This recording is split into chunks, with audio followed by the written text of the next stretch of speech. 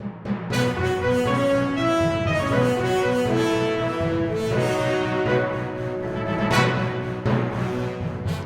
में आज दोपहर उस समय सब्जी मंडी में हलचल मच गई जब झाबुआ कलेक्टर ने बिना किसी पूर्व सूचना के अचानक सब्जी मंडी पहुंचकर व्यवस्थाओं का जायजा लिया। खास बात यह रही कि कलेक्टर अकेले ही मंडी पहुंचे और सीधे आम लोगों और सब्जी विक्रेताओं के बीच जाकर उनकी समस्याएं सुनी। जमीन पर बैठी महिला विक्रेता से बातचीत कर सब्जियों के भाव जाने और मंडी की वास्तविक स्थिति समझने का प्रयास किया। निरीक्षण के दौरान कलेक्टर ने मंडी की साफ सफाई, यातायात व्यवस्था, पेयजल और अन्य मूलभूत सुविधाओं की स्थिति का भी अवलोकन किया। कलेक्टर का यह औचक निरीक्षण प्रशासन की जमीनी हकीकत जानने की पहल के रूप में देखा जा रहा है। आमतौर पर प्रशासनिक दौरे पूर्व निर्धारित होते हैं, लेकिन इस बार कलेक्टर ने बिना किसी सूचना के पहुंचकर वास्तविक हालात समझने की कोशिश की है। राज्यसभा उम्मीदवार मीनाक्षी नटराजन का नामांकन पत्र खारिज किए जाने के विरोध में झाबुआ जिले में कांग्रेस पार्टी ने प्रदर्शन किया।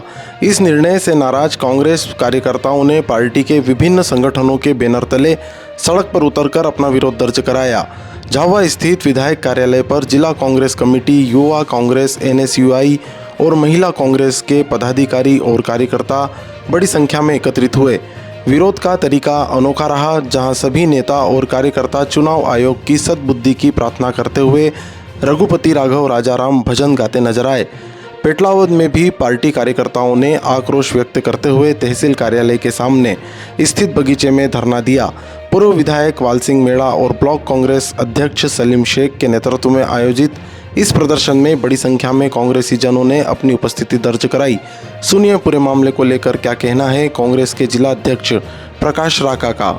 मीनाक्षी नटराजन जी का जो फॉर्म पूरी तरह से वैलिड था, उसको इस बिहाफ पे कि एक कोई शिकायत वहाँ पे दर्ज हुई थी और शिकायत के बारे में इनको नोटिस मिला था सिर्फ कि भाई ये इसमें क्या मतलब आपका क्या कहना है, इतना तक था। उसमें किसी भी प्रकार की FIR दर्ज नहीं थी। FIR दर्ज होती तो उनको उल्लेख करना जरूरी होता है अपने सबमिशन फॉर्म में, तो वो तो कोई था नहीं। लेकिन भारतीय जनता पार्टी की सरकार है, चुनाव आयोग सब कुछ बिके हुए हैं, सारा सिस्टम बिका हुआ है।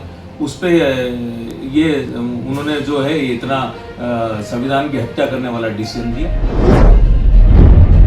बुधवार को झाबुआ कलेक्टर डॉक्टर योगेश तुकाराम भरसट द्वारा पेटलावद विकास खंड का दौरा किया गया। दौरे में उन्होंने उर्वरक भंडार और वितरण व्यवस्थाओं का निरीक्षण किया और किसानों से चर्चा कर उन्हें समय पर खाद उपलब्ध करवाने से संबंधित अधिकारियों को निर्देश दिए। कलेक्टर डॉक्टर योगेश तुकाराम भरसट द्वारा पेटलावद विकासखंड के गांव मिंडल स्थित मार्कीफेड के उर्वरक गोदाम एवं करड़ावत सेवा सहकारी समिति के गोदाम का निरीक्षण किया। कलेक्टर ने मार्कफेड गोदाम में उपलब्ध उर्वरक स्टॉक, POS मशीन के माध्यम से वितरण व्यवस्था तथा eKYC विकास उर्वरक वितरण प्रणाली के अंतर्गत जारी किए जा रहे इटोकॉन की जानकारी प्राप्त की। कलेक्टर ने किसानों से चर्चा करते हुए उन्हें विकास प्रणाली के अंतर्गत टोकन व्यवस्था की जानकारी दी। उन्होंने बताया कि टोकन बुक होने के बाद किसानों को तत्काल लाइन में लगने की आवश्यकता नहीं है। टोकन 3 दिनों तक वैध रहता है, इसलिए किसान अपनी सुविधा अनुसार निर्धारित अवधि में उर्वरक प्राप्त कर सकते हैं।